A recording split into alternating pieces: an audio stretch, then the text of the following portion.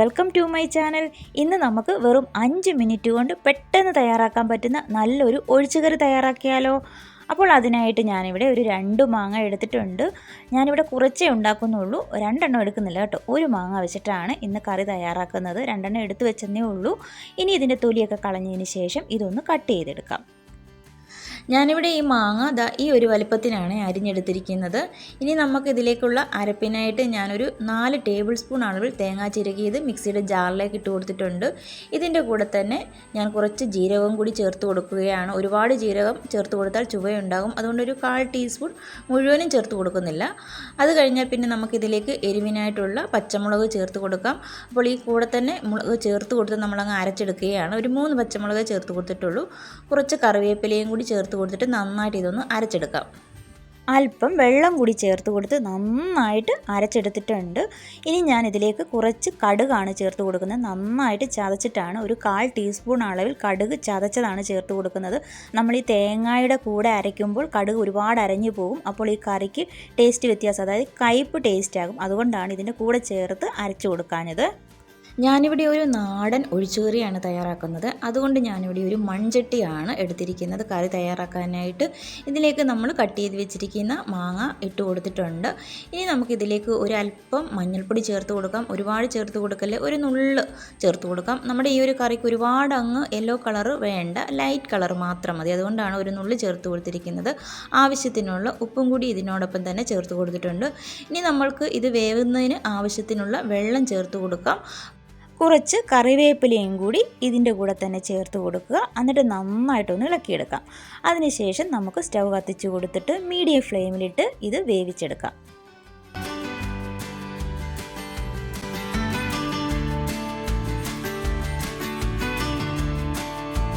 ഞാനിതിപ്പോൾ അടച്ച് വെച്ചിട്ടുണ്ട്. തീ നന്നായിട്ട് കത്തിച്ചും കൊടുത്തിട്ടുണ്ട്, അതായത് മീഡിയം ഫ്ലെയിമിലാണ് തീ കത്തിച്ച് കൊടുത്തിരിക്കുന്നത്. ഇനി ഇതൊന്ന് വേകട്ടെ. പിന്നെ ഇത് വെന്ത് ഒരുപാട് അങ്ങ് ഉടഞ്ഞു പോകരുത്, പെട്ടെന്ന് തന്നെ ഇത് വെന്ത് കിട്ടിക്കോളും കേട്ടോ. മാങ്ങ പെട്ടെന്ന് വേകുന്നതാണ്, പിന്നെ ഇത് ഉടഞ്ഞങ്ങ് പോകും ഒരുപാട്. അപ്പോൾ അത്രയും അങ്ങ് ഉടഞ്ഞു പോകണ്ട, ഈ ഒരു പരുവത്തിന് വെന്ത് കിട്ടിയാൽ മതി. മാങ്ങ ആയതുകൊണ്ട് ഒന്ന് തിളച്ചാൽ മതി, പെട്ടെന്ന് അതങ്ങ് വെന്ത് കിട്ടിക്കോളും. അപ്പോൾ ഈ ഒരു പരുവത്തിന് വെന്തതിന് ശേഷം നമുക്കിതിലേക്ക് അരച്ച് വെച്ചിരിക്കുന്ന അരപ്പുണ്ടല്ലോ ചേർത്ത് കൊടുക്കാം. മിക്സിയുടെ ജാറൊക്കെ കഴുകി ആ അരപ്പ് വെള്ളം കൂടി നമുക്കിതിലേക്ക് ചേർത്ത് കൊടുക്കാം. പിന്നെ ഈ ഒരു സമയത്ത് ഒരുപാടങ്ങ് വേവിക്കണ്ട, ആ അരപ്പിൻ്റെ ആ ഒരു പച്ചച്ചുവയൊന്ന് മാറി കിട്ടിയാൽ മതി. ചെറുതായിട്ടൊന്ന് ചൂടാക്കി എടുത്താൽ മാത്രം മതി. അപ്പോൾ നന്നായിട്ടൊന്ന് ഇളക്കി കൊടുത്തിട്ടുണ്ട്. ഇനി ഇതൊന്ന് ചെറുതായിട്ടൊന്ന് ചൂടാക്കിയാൽ മതി. ഇതിപ്പോൾ ചെറുതായിട്ടൊന്ന് ചൂടായി വന്നിട്ടുണ്ട്, ചെറുതായിട്ട് തിള വരുന്നുണ്ട്. ഈ ഒരു സമയത്ത് ഞാൻ സ്റ്റൗവിൻ്റെ ഫ്ലെയിം അങ്ങ് ഓഫ് ചെയ്ത് കൊടുത്തിട്ടുണ്ട്.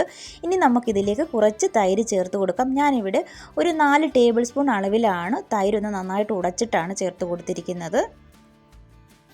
ഇനി നല്ലതുപോലെ ഒന്ന് മിക്സ് ചെയ്ത് കൊടുക്കുക. നമ്മൾ തൈര് ചേർത്ത് കൊടുക്കുന്നതിന് മുമ്പായിട്ട് മറക്കാതെ നിങ്ങൾ സ്റ്റൗവിൻ്റെ ഫ്ലെയിം ഓഫ് ചെയ്ത് കൊടുക്കണം. അതല്ലെങ്കിൽ ചിലപ്പോൾ തൈര് ചേർത്ത് കൊടുക്കുമ്പോൾ പിരിഞ്ഞു പോകും കേട്ടോ. അതുകൊണ്ട് അത് നിങ്ങൾ പ്രത്യേകം ശ്രദ്ധിച്ചിട്ട് വേണം തൈര് ഒഴിച്ച് കൊടുക്കാനായിട്ട്. ഇപ്പോൾ നന്നായിട്ടൊന്ന് ഇളക്കി കൊടുത്തിട്ടുണ്ട്. ഇനിയിപ്പോൾ നമുക്കിതിലേക്ക് ഒരു ചേരുവ കൂടി ചേർത്ത് കൊടുക്കണം. അപ്പോൾ ഈ തൈരിൻ്റെ പുളിയും പച്ചമുളകൊക്കെ എരിവിനായിട്ട് ചേർത്ത് കൊടുത്തല്ലോ, അപ്പോൾ ആ എരിവും പുളിയൊക്കെ ഒന്ന് ബാലൻസ് ചെയ്യാനായിട്ട് ഒരു 1/2 ടേബിൾ സ്പൂൺ അളവിൽ പഞ്ചസാരയാണ് ചേർത്ത് കൊടുത്തിരിക്കുന്നത്. എന്നിട്ട് നമുക്ക് നന്നായിട്ടൊന്ന് വീണ്ടും ഇളക്കി കൊടുക്കേണ്ടതായിട്ടുണ്ട്. ഇത്രയേ ഉള്ളൂ. ഇനി നമുക്കിതിലേക്ക് താളിച്ചൊഴിച്ച് കൊടുക്കണം. അപ്പോൾ നന്നായിട്ടൊന്ന് ഇളക്കി കൊടുക്കുക. ഒരു 2 മിനിറ്റ് ഒന്ന് നന്നായിട്ടൊന്ന് ഇളക്കി കൊടുക്കുക. പഞ്ചസാരയൊക്കെ ഒന്ന് ഈ കറിയിലേക്കൊന്ന് അലിഞ്ഞ് ചേരട്ടെ, അതിന് വേണ്ടിയിട്ടാണ് നന്നായിട്ട് ഇളക്കി കൊടുത്തത്. ഇനി ഒരു പാൻ അടുപ്പിലേക്ക് വെച്ച് കൊടുത്തിട്ടുണ്ട്. ഞാനിവിടെ സൺഫ്ലവർ ഓയിലാണ് ചേർത്ത് കൊടുത്തിരിക്കുന്നത്. നിങ്ങളുടെ കയ്യിൽ വെളിച്ചെണ്ണ ഉണ്ടെങ്കിൽ അത് ചേർത്ത് കൊടുക്കുന്നതായിരിക്കും നല്ലത് കേട്ടോ. അതിനുശേഷം കുറച്ച് 1/2 ടീസ്പൂൺ അളവിൽ കടുക് ചേർത്ത് കൊടുത്തിട്ടുണ്ട്. 1/4 ടീസ്പൂണിനേക്കാളിൽ കുറച്ച് മാത്രം ഉലുവ ചേർത്ത് കൊടുക്കാം കേട്ടോ. ഉലുവ മസ്റ്റായിട്ടും ചേർത്ത് കൊടുക്കണം, ഒരുപാട് ചേർത്ത് കൊടുക്കല്ലേ, കുറച്ച് മാത്രം ചേർത്ത് കൊടുക്കുക. കടുക് ആ ഉലുവയൊക്കെ ഒന്ന് പൊട്ടി വരുമ്പോൾ നമുക്കിതിലേക്ക് 2-3 വറ്റൽമുളക് കൂടി ചേർത്ത് കൊടുക്കാം. പിന്നെ കറിവേപ്പില നിങ്ങളുടെ കയ്യിലുണ്ടെങ്കിൽ ഈ ഒരു സമയത്ത് കുറച്ചുകൂടി ചേർത്ത് കൊടുക്കാം. ഇനിയിപ്പോൾ നമുക്ക് കറിയിലേക്ക് താളിച്ചൊഴിച്ച് കൊടുക്കാം. ഇത്രയേ ഉള്ളൂ. ഇനിയും തവിയിട്ട് ഈ ഒരു സമയത്ത് ഇളക്കുകയൊന്നും ചെയ്യല്ലേ. നമുക്ക് ഇത് അടച്ച് ഒരു 10 മിനിറ്റ് വെക്കുക. അപ്പോഴേക്കും ആ എരിവും പുളിയും മധുരവും എല്ലാം ഒന്ന് ഈ കറിയിലേക്ക് പിടിക്കുകയും ചെയ്യും. അപ്പോൾ ഒരു 10 മിനിറ്റിന് ശേഷം നമുക്കിതൊന്ന് തുറന്ന് നോക്കാം. ഇതാ കണ്ടില്ലേ, എന്ത് എളുപ്പമാണ് ഇത് തയ്യാറാക്കാനായിട്ട്. വെറും 5 മിനിറ്റ് മതി ഇത് തയ്യാറാക്കാനായിട്ട്. പിന്നെ ഇത് നമ്മൾ അടച്ച് വെക്കാനായിട്ട് ഒരു 10 മിനിറ്റ് വേണം, അത്രയേ ഉള്ളൂ. അല്ലാതെ തയ്യാറാക്കാനായിട്ട് ഒരുപാട് സമയമൊന്നും വേണ്ട. അപ്പോൾ ഒരു 10 മിനിറ്റ് കഴിഞ്ഞപ്പോഴാണ് ഞാനിതൊന്ന് ഇളക്കി കൊടുക്കുന്നത്. എങ്ങനെയുണ്ട് ഈ ഒരു കറി? വളരെ എളുപ്പമല്ലേ തയ്യാറാക്കാനായിട്ട്?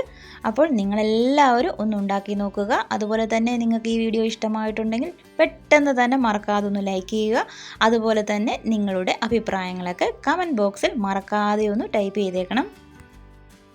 ഇതുപോലെയുള്ള നല്ല നാടൻ റെസിപ്പികൾക്കായിട്ട് നമ്മുടെ ചാനൽ ഇതുവരെ സബ്സ്ക്രൈബ് ചെയ്തിട്ടില്ലെങ്കിൽ പ്ലീസ് ഒന്ന് സബ്സ്ക്രൈബ് ചെയ്ത് സപ്പോർട്ട് ചെയ്തേക്കണേ. അപ്പോൾ നല്ലൊരു വീഡിയോയുമായിട്ട് ഞാൻ പെട്ടെന്ന് തന്നെ വരുന്നതായിരിക്കും. കണ്ടുകൊണ്ടിരുന്ന എല്ലാവർക്കും താങ്ക്സ് ഫോർ വാച്ചിങ്.